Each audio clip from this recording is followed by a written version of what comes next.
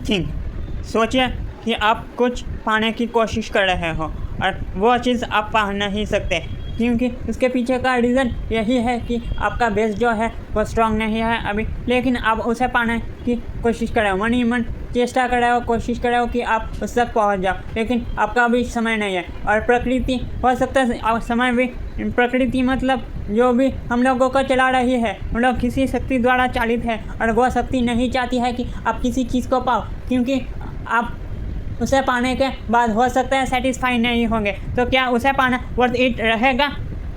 प्रकृति आपसे बेहतर जानती है कि आपको क्या चाहिए।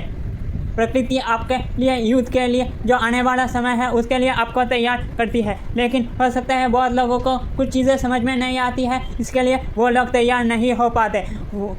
जब लगातार आप इसके लिए आपको शार्प करते रहो, लगातार शार्प करते रहो, जब तक आपको नहीं लगे कि आप कामयाब हो तब तक आप आपको शार्प करते रहो, कि नए नए चीज़ों से डालते रहो। और हो सकता है कुछ बाहर से ऐसा आप पर कराया गया हो जिसके लिए आपकी बुद्धि स्तंभित हो गई हो, मतलब जगह जगह से बुद्धि को बांध दिया गया हो, तो वो भी कहीं ना कहीं खोलने की ज़रूरत है। ज़रूरी नहीं है कि वो हमेशा एक तांत्रिक ही खोले, वो कोई ऐसा व्यक्ति हो सकता है जिसको वो मंत्र आते हो, जिससे आपके वो स्तंभन, वो जो प्रयोग, तांत्रिक प्रयोग आप पर किया गया है उसको खोल सके। तो एक चीज़ को पाने के लिए बहुत तरीके की कोशिश करनी होती है, और ज़रूरी नहीं है कि कोशिश हमेशा आप ही करो।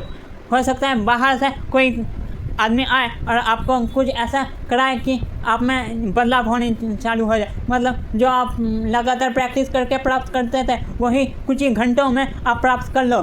तो इसमें बहुत अच्छी बात है, क्योंकि आपका रास्ता तब क्लियर हो रहा है और आप उस लक्ष्य, जिस लक्ष्य तक आप पहुंचना चाहते हो उस लक्ष्य तक पहुंच सकते हो, और वो भी इजीली। Thanks, that's